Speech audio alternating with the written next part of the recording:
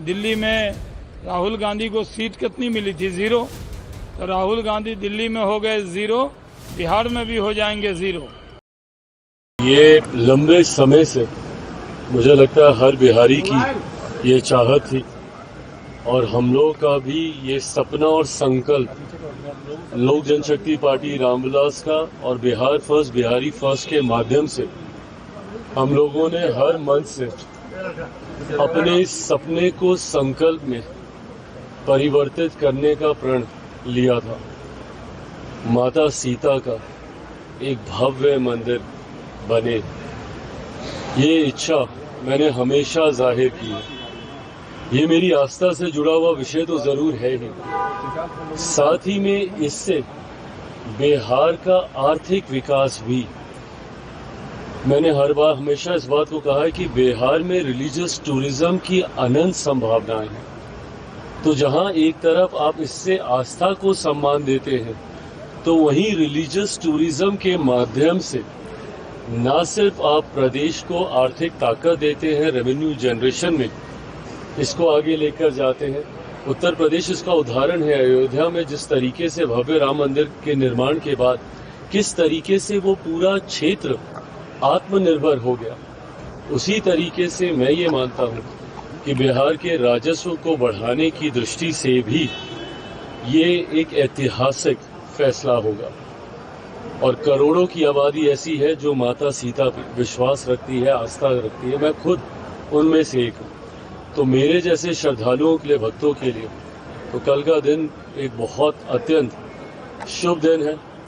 ऐसे में केंद्र सरकार और बिहार सरकार के द्वारा लिया गया ये फैसला, गृह मंत्री जी स्वयं कल आ रहे हैं। कल वहाँ पे पूजा का भी कार्यक्रम है और उसके बाद मंच से गृह मंत्री जी और तमाम एनडीए के नेता भी अपनी बातों को रखने का कार्य करेंगे। पर मैं मानता हूं कि बिहार के लिए ये एक बड़ी चीज कल होने जा रही है। सर, तेजस्वी यादव दोबारा नोटिस भेजा गया है एसआईआर के मामले में। 2 वोटर कार्ड रखने को, 2 वोटर कार्ड, राहुल गांधी को भी नोटिस है सर। दिक्कत यही होती है कि जब आप भाई कांच की हांडी कितनी बार चढ़ेगी, झूठ पे झूठ, झूठ पे झूठ, झूठ पे झूठ। विपक्ष ने कहीं ना कहीं ये राजनीति का हिस्सा बना लिया है। सीए जैसा कानून जो कि नागरिकता देने वाला कानून था, उसको नागरिकता छीनने वाला कानून बना के देश भर में आगजनी का माहौल बना दिया।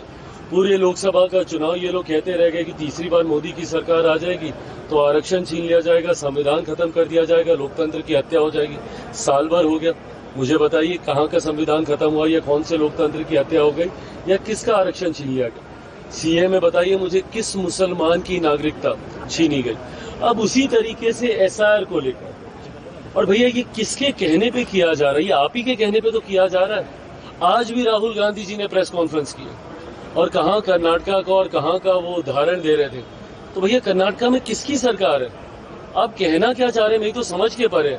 आप लोकसभा चुनाव को मद्देनजर बनाते हुए आप ये भूल जाते कि उससे ठीक पहले हुए विधानसभा के चुनाव वहां पे कौन जीता था। और आप ही ने बार बार, अब जब आप आज दिखा रहे हैं वहां पे कि किस तरीके से फर्जी वोटर्स बने हैं, अब आपके कहने पे जब कर्नाटका में एसआईआर किया जाएगा तो फिर आप उस प्रक्रिया पे भी आप शिकायत करेंगे। तो आप चाहते क्या हैं? आप बार बार आप मांग कर रहे हैं कि इसमें सुधार किया जाए वोटर लिस्ट में। डुप्लीकेसी ऑफ द वोट्स हैं, फर्जी वोटर्स हैं, जो मर गए हैं उनके नाम उसमें अभी तक हैं, विदेशी नागरिकों के नाम अभी तक उसमें है। तो पहले तो शिकायत आप करते हैं और उसके बाद जब उसका समाधान किया जाता है तो उस प्रक्रिया पे भी सवाल आप उठाते हैं। तो कैसे इसको ठीक किया जाएगा? अगर आप बार बार, अगर अब आप कह रहे हैं कि भैया कर्नाटका में इस तरीके की गड़बड़ी हो रही है, तो अगर उस वोटर लिस्ट को सुधारा जाएगा तो सुधारने की ही तो प्रक्रिया है एसआईआर। और कौन सी प्रक्रिया है ये? बट ऐसे में चिट भी आपकी, पट भी आपकी, शिकायत भी आप करेंगे, शिकायत पे कार्रवाई होगी तो उस पर भी आप करेंगे। और उसी तरीके से अब ये क्या एक बड़ा उदाहरण नहीं है इसी बात का? भाई नेता प्रतिपक्ष के पास अगर 2 वोटर कार्ड हैं तो क्या ये चिंता का विषय नहीं है? अगर आपके पास हो सकते हैं तो सोचिए कितने और लोग होंगे जिनके पास होंगे। तो क्या इसका रिवीजन नहीं होना चाहिए? इसी सोच के साथ ये इंटेंसिव रिवीजन किया जा रहा है। अब उसके बाद जब आप ये सारी बातें करेंगे कि भैया यहाँ पे धांधली हो रही है, ये हुआ वो हुआ, अभी तक इन लोगों ने एक आपत्ति दर्ज नहीं कराई है। आज के दिन लगभग 9 दिन के करीब हो गया सूची जारी किए हुए। इन 9 दिनों में राजद कांग्रेस जो बात बात पे चीखती चिल्लाती है, अभी तक ये लोग चुनाव आयोग के पास एक आपत्ति लेकर नहीं गए। आप दीजिए ना भैया, आप भी तो पॉलिटिकल पार्टी हैं, आप भी आपत्ति दर्ज कराइए कि भैया मेरे इस व्यक्ति का नाम छूट गया, मेरे इन कार्यकर्ताओं का नाम छूट गया। दीजिए, 5 ही आदमी का दीजिए, 10 ही आदमी का दीजिए तो। साइड के ऊपर पूरे नाम है, जिन लोगों के नाम को डिस्क्वालीफाई किया गया है उनको पर्सनली हैंड डिलीवर, उनके घरों पे उनको नोटिस भेजा गया है। उसके बाद भी अगर आपको किसी तरीके की शिकायत है तो 3-3 बार आप उसमें अपील कर सकते हैं, 3-3 स्तर पे अपील की व्यवस्था है। तो अब इससे ज्यादा ट्रांसपेरेंट कोई और प्रक्रिया क्या होगी। पर अगर उसके बाद भी अगर आपको सिर्फ इल्जाम ही लगाना है, सिर्फ आपको हंगामा ही खड़ा करना है, सिर्फ सदन ना चले ये गतिरोध करना है, और सबसे बड़ी बात आपको बहाना ढूंढना है। अभी 3 महीने के बाद जब नवंबर में बिहार में परिणाम आएंगे, चुनाव ये लोग हारेंगे, तो भाई किसके ऊपर ठीकरा फोड़ेंगे। अब इनको ईवीएम याद नहीं आता, अब सारी ईवीएम मशीनें ठीक हो गई हैं, अब इनको वोटर लिस्ट दिखती है।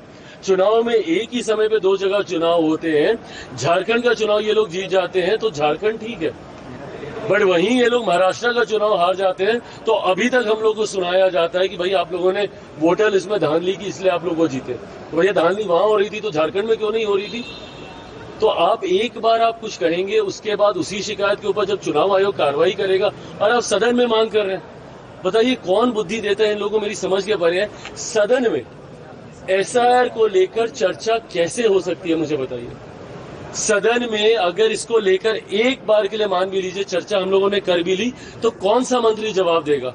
एक बार नेता प्रतिपक्ष बिहार और केंद्र दोनों में से कोई एक इस बात का जवाब दे दे कि वो लोग जवाब किस मंत्री से चाहते हैं। क्या चुनाव आयोग आएगा सदन के अंदर जवाब देने, क्योंकि किसी विभाग के अंतर्गत तो चुनाव आयोग आता नहीं है, वो तो स्वतंत्र संवैधानिक संस्था है। तो ऐसे में किस मंत्री से ये जवाब चाह रहे हैं। सरकार तो ये प्रक्रिया करा नहीं रही है, चुनाव आयोग ये प्रक्रिया करा रहा है। तो चुनाव आयोग कैसे सदन के अंदर आके आपको जवाब देगा, जिसके लिए आप लोगों ने पिछले 2 हफ्ते से सदन को एक दिन चलने नहीं दिया, सिर्फ आपको हंगामा खड़ा करना है। इस दृष्टि से आप कर रहे हैं तो करते नहीं। यात्रा करने वाले हैं जिसमें तेजस्वी यादव, इंडिया गठबंधन के सभी नेता, राहुल गांधी भी 17 तारीख से बिहार में भ्रमण कर रहे हैं। हाँ करें, अच्छी बात है भैया, करिए, यात्रा करिए। जनता के बीच आपको वैसे भी जाना चाहिए, जाएंगे तो आपको पता चलेगा कि एसआईआर का क्या असर है। भाई हम लोग भी जनता के बीच रहने वाले लोगों में से, निरंतरता में हम लोग सभा कार्यक्रम और यात्रा हम लोग करते हैं। हमको तो आज तक नहीं समझ में आया कि कोई एसआईआर को लेकर मुद्दा बन रहा हो या लोगों को बहुत कठिनाई हो गई हो। और ये लोग जो बोल रहे थे कि भाई हम लोगों के चुन चुन के वोटर्स छांटे जाएंगे, सबसे ज्यादा वोटरों में से कौन सा ये पटना है जहां पे सबसे ज्यादा संख्या में से वोटर कटे। ये लोग क्या बोल रहे थे, सीमांचल के इलाके में ये किशनगंज वहां पे छोड़ दीजिए, तो यहाँ पटना में वोटर के नाम कटे हैं। तो आप अब यात्रा के माध्यम से भी जनता को भ्रमित करने का काम कीजिएगा। तो आप कर क्या रहे हैं, आज तक लोगों को सिर्फ भ्रमित कर डरा कर वोट लेने का काम आज की तारीख में विपक्ष की रणनीति का हिस्सा बन गया। प्रशांत किशोर ने सीएम के लिए आपका नाम बताया है, जब 3 चेहरे बताए गए। अरे प्रभु, चलिए।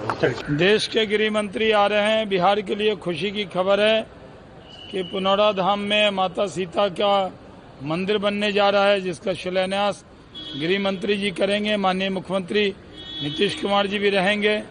मैं भी उसमें शामिल होने के लिए आया हूं, क्योंकि मिथिला के लिए और पूरे बिहार के लिए ये गर्व की बात है कि माता सीता का मंदिर, भव्य मंदिर बिहार में बन रहा है, और इसके लिए पूरे बिहार में खुशी की लहर है। तो विपक्ष कह रहा है कि लोगों को इलेक्शन ही के समय राम और सीता सब याद आते हैं।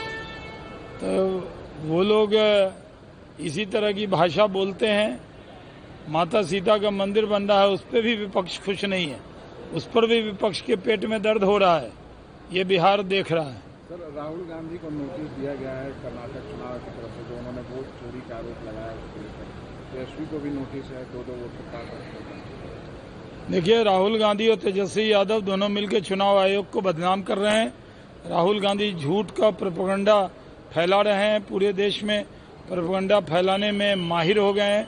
राहुल गांधी, चुनाव आयोग एक संवैधानिक संस्था है, जिसके ऊपर इस तरह का हमला करना दुर्भाग्यपूर्ण है। आ रहे हैं सर राहुल गांधी और तेजस्वी यादव एक साथ निकलेंगे सर 10 तारीख के बाद। राहुल गांधी और तेजस्वी यादव एक साथ निकले तो क्या होगा।